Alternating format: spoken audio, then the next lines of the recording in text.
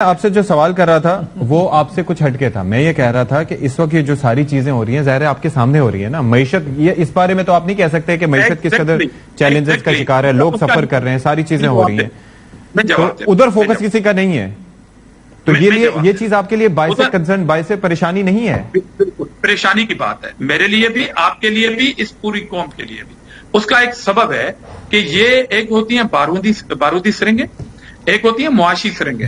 انہوں نے جو معاشی سرنگیں جو بچھا کے گئے, جو ایک سال انہوں نے اپنا انیشیٹولی جو ان کو نیگوسیشن کرنے تھے آئی ایم ایف سے جو نہیں ہوئے, اور جتنے بھی معاہدے کیے ہوئے ہیں, آج یہ مجرم ہیں جو پاکستان کی معیشت کا حوالہ دے کے مگرمچھ کے آنسو جو ہیں وہ بہا رہے ہیں. یہ پہلے قوم کو جواب دیں کہ جب ایک انسٹالمنٹ جو رینیو ہونی تھی آئی ایم ایف سے, کن کی صوبائی حکومت, کون سے صوبے تھے, وزیر خزانہ جنہوں نے خط لکھا تھا آئی ایم ایف کو کہ ہم اس کنڈیشن پہ پورا نہیں اتریں گے اور پاکستان سے یہ بات چیت نہ کی جائے. جی وہ سب کے سامنے بات اس پہ ہو گئی تھی, لیکن اس کے اوپر اس کا اتنا امپیکٹ یا اس کا افیکٹ نہیں تھا.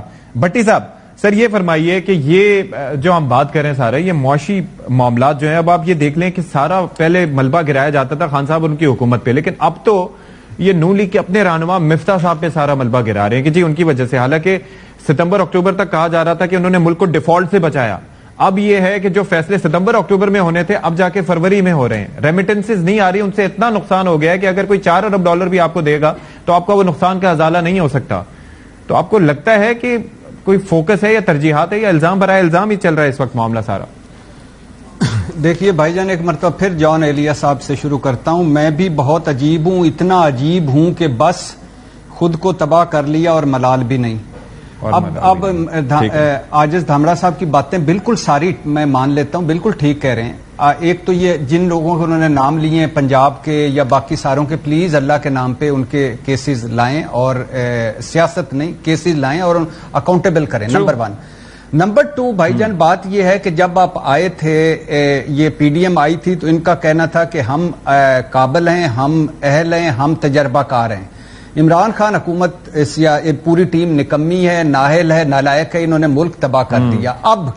اب جو 9 مہینوں میں سوا ستیہ ناس ہو گیا ہے اس کا, اس معیشت کا اور اس ملک کا اور قوم کا معاشی طور پر, ایک طرف دہشت گردی کی لہر ہے اور دوسری طرف معاشی دہشت گردی کی لہر ہے. مجھے بتائیے کہ اگر میں یہ نہیں کہتا یہ بہت اچھا کر جاتے یا انہوں نے بہت اچھا کر جانا چاہیے تھا, میں کہتا ہوں کہ جہاں عمران خان ڈالر چھوڑ گیا تھا نکما اور نااہل, وہاں ہی روک لیتے.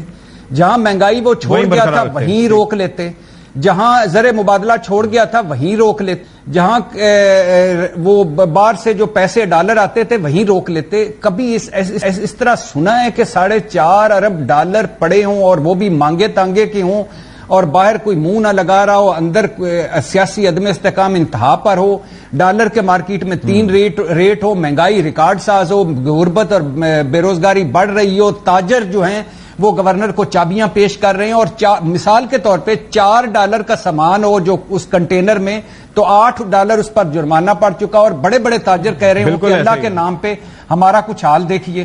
اور یہ کون لوگ تھے؟ یہ شہباز سپیڈ تھی, شہباز گورننس تھی, جو ایون فیلڈ سے ہمیں روز بتاتے تھے اللہ کے فضل و کرم سے ہمارے پاس بہترین ٹیم ہے. اب کیا ہو گیا؟ اب یہ ہو گیا ہے کہ وہ آپ نے ہمیں یہ کہا گیا کہ ہم ریاست بچانے آئے ہیں. ریاست واقعی بچانے آئے تھے, مگر اپنی ریاست بچانے آئے تھے, یہ ریاست بچانے نہیں آئے تھے. آپ کو اللہ نے فضل کیا, آپ نے ای وی ایم ختم کر دی, نیب ختم کر دیا, نومبر تقرری کر لی, اسحاق ڈار صاحب طیارے میں بیٹھ کے پی ایم کے واپس آ گئے, مریم صاحبہ باہر چلی گئیں, اور اس کے بعد سلمان شہباز آ گئے, داماد شہباز شریف آ گئے, سارا کچھ آپ نے کر لیا. چیئرمین نیب لگا لیا, عمران خان کو نکال کے ادھوری اسمبلی سے قانون سازی کر لی, سب کچھ ہو گیا. آپ 35 کے جو ہیں وہ آپ چتر چلاکی کر رہے ہیں, لیکن سر ہم تو آپ کی طرف دیکھ رہے ہیں نا, ہمارا کیا قصور ہے؟ اب وہ حسن نثار صاحب کا آج وہ جملہ یاد آ رہا ہے, وہ کہہ رہے ہیں کہ جہاں بیسن سستا اور چنا مہنگا ہو وہاں سے ہجرت کر جانی چاہیے. یہ حکومت دیکھیے, ان کے اپنے مسائل کیا ہیں اور ہمارے مسائل کیا ہیں, یہ کن کاموں میں لگے ہوئے ہیں, ہم کن کاموں. یہ اچھا ایک آخری بات کے مثال کے طور پہ دھامڑا صاحب نے وہ جو آئی ایم والی بات کی, شوکت ترین والی, وہ تو بالکل ہی شرمناک اور قابل مذمت ہے. لیکن وہ آپ کہتے ہیں کہ سیاسی عدم استحکام کی وجہ عمران خان ہے. اس نے ایک واپس آنے کی کوشش کی اسمبلی میں کہ میں واپس آتا ہوں, میں بیٹھتا ہوں, تو آپ نے آگے سے کیا کیا؟